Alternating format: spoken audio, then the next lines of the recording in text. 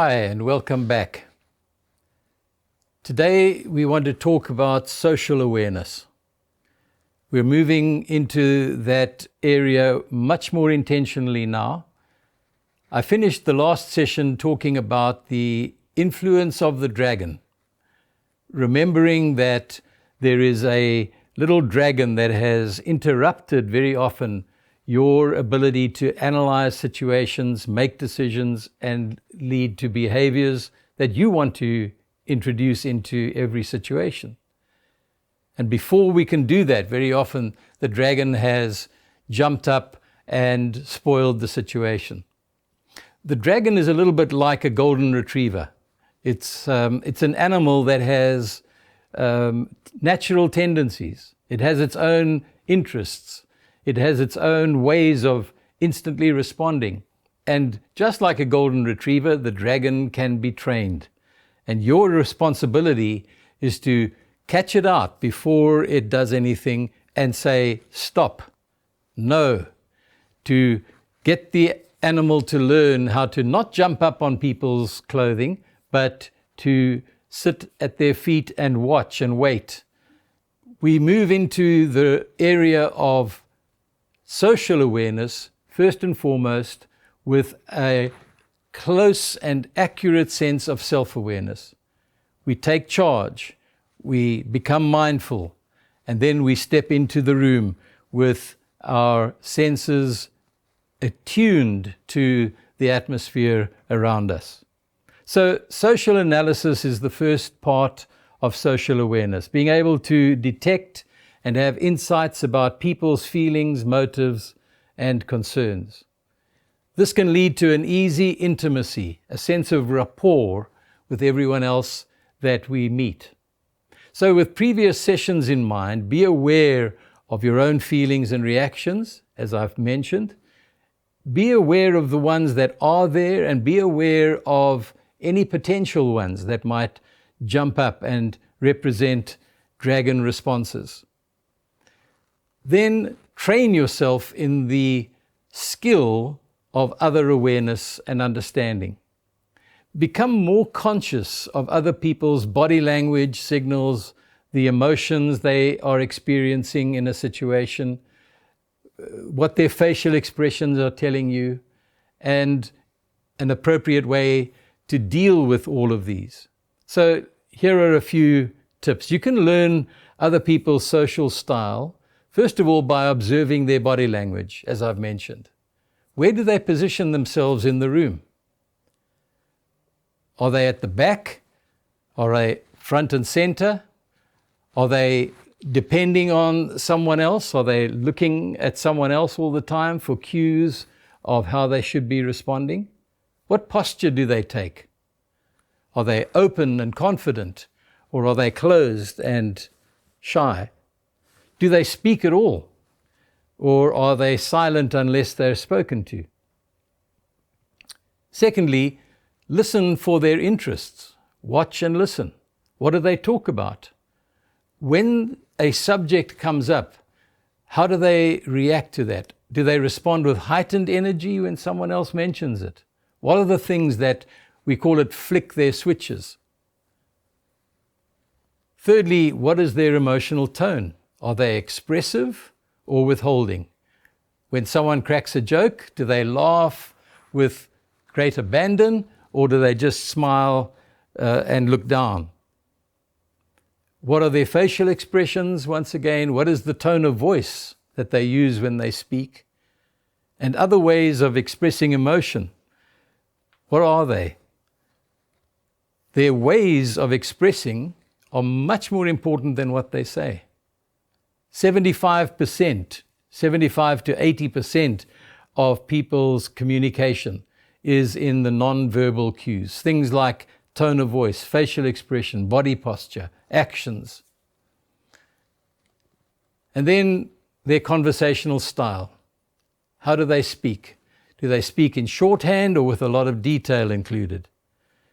Do they get straight to the point of a story, or do they paint pictures with their words and go on all kinds of pleasant detours as they get to the point? Do they employ a lot of humor, Or is everything quite dry and factual? Now, what else you and I need to do when we move into a social setting is observe what I call the 3-foot rule. Take an interest in anyone within 3 feet of you. Interest is the first ingredient of empathy, especially if to show it requires going out of your way for others. I was watching a video last night, a documentary about Barack Obama in his campaign for the presidency. And it was very interesting to watch how, and I know that all of this had a purpose, so that it was a little less than just perhaps normal emotional or relational style on his part. But I noticed how he would stop and lean toward a person who was not right front and center and in his face and looking for his autograph, but he would go toward the second row, the third row. And so looking for different kinds of people in the room. Your habits are a kind of a way in which you behave. What social habits or ways do you have that prevent you from showing empathy?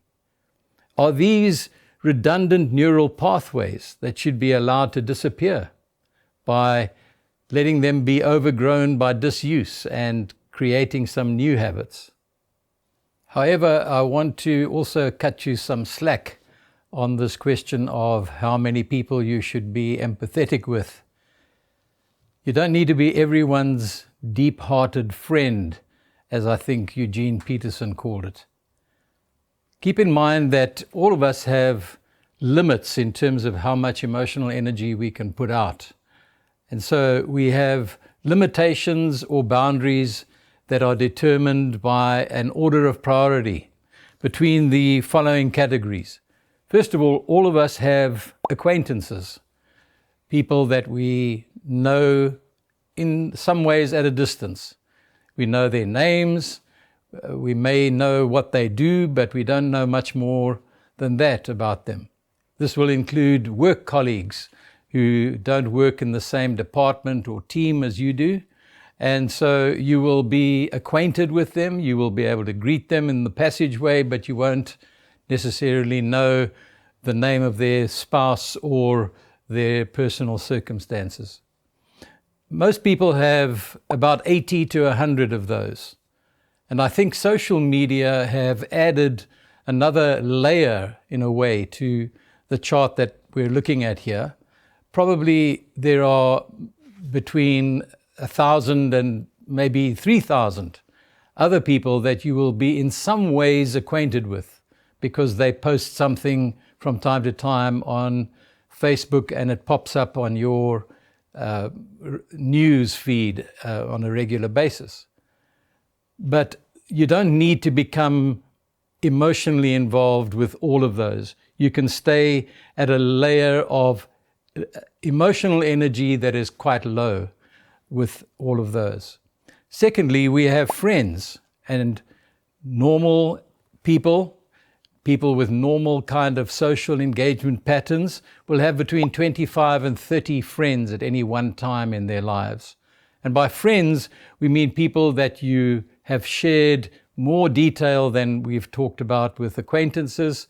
You will know their spouse, you will know their life circumstances, you will know what they do, you will know their children, you will know their children's names. You will have some concerns that you will have shared over the years. You will know some of their life struggles and journey. And so you in those situations, you give more emotional energy out between low and medium levels of emotional energy.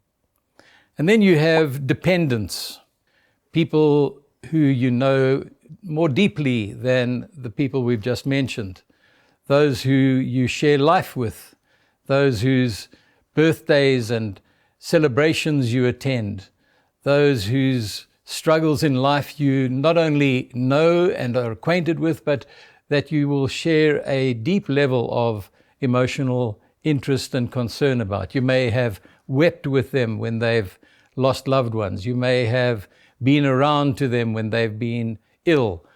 You will be engaged with the progress of their children, their graduations and their changes in career, etc.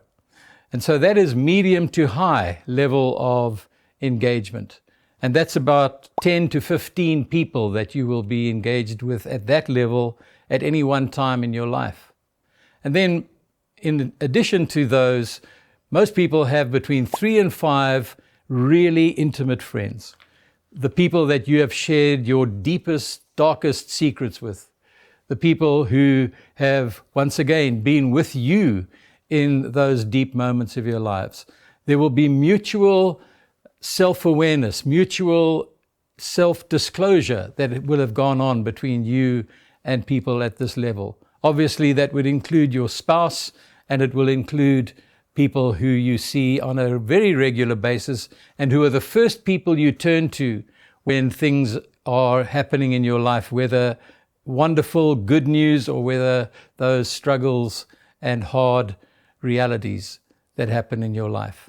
And so be wise and be merciful to yourself with regard to how much emotional energy you give out and share with each kind of individual in your life circumstances. In a previous session, we learned about what I called transactional analysis. Every human being has, as we mentioned, coexisting within them these 3 persons or ego states. And today we're going to talk about them with regard to interaction. We spoke last time about them with regard to what happens intrapersonally, that is, the conversations that you have within yourself between parent and child and adult and parent and etc. But now we're going to talk about that with regard to how it affects us socially. In other words, interpersonally.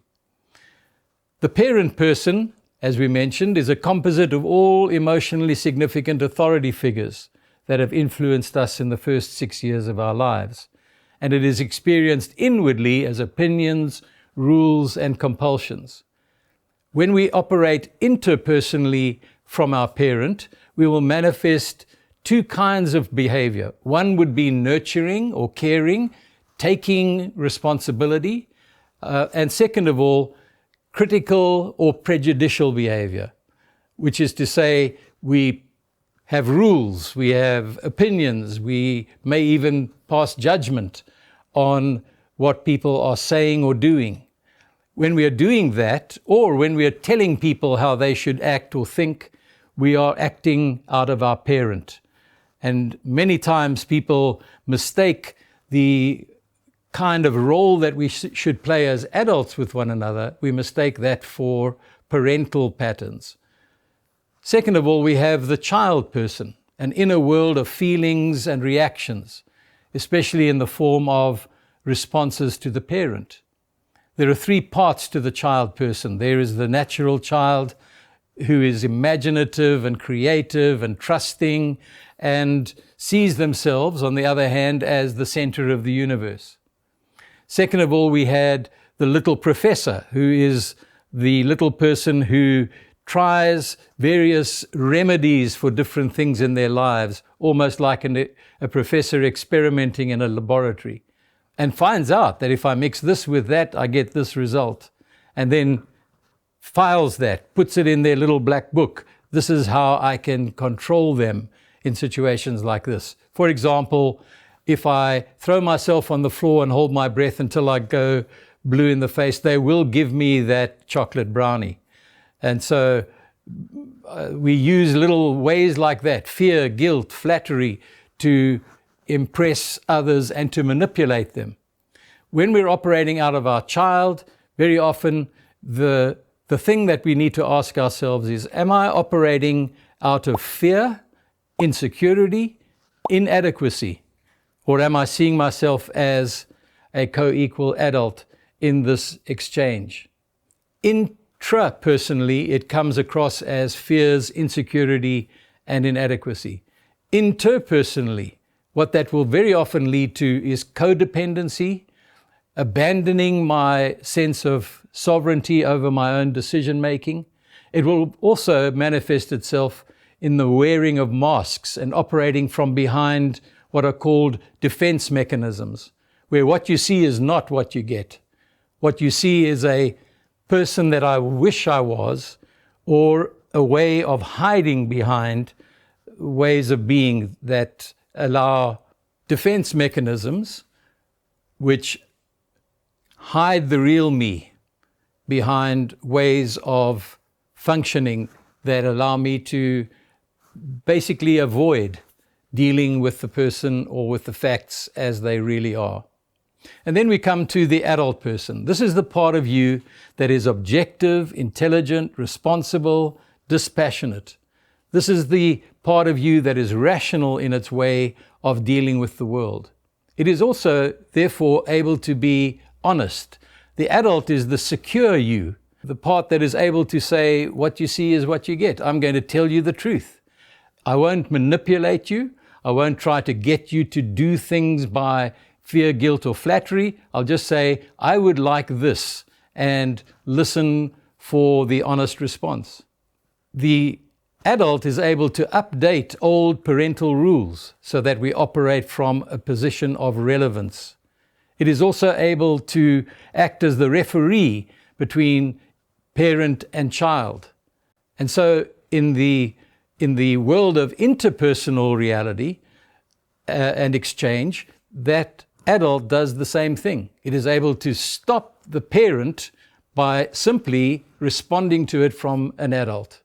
So let's just unpack a little bit more how those ego states interrelate in every social transaction. Very basically, to thine own self be true. Secondly, self-esteem.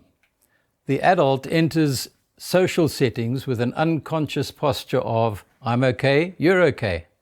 We may be different, but we're equal. You have a right to your point of view, as I have a right to mine. Remember again that you do not act as the person you are, but as the person you think you are. And so affirm the fact that you matter, that you have value as you enter every social setting. And then thirdly, style. Your temperament, which we discovered in the previous session, derived from your MBTI score, and personality, contribute certain approaches with respect to your ease in social engagement. And so affirm and embrace who you are, as long as this doesn't limit you being who you want to be. If you're faking it for too long, ultimately the real you is going to be shown. And so, very simply, mark yourself not only present, but adult before you enter any room of relationship. And so, until next time, cheers.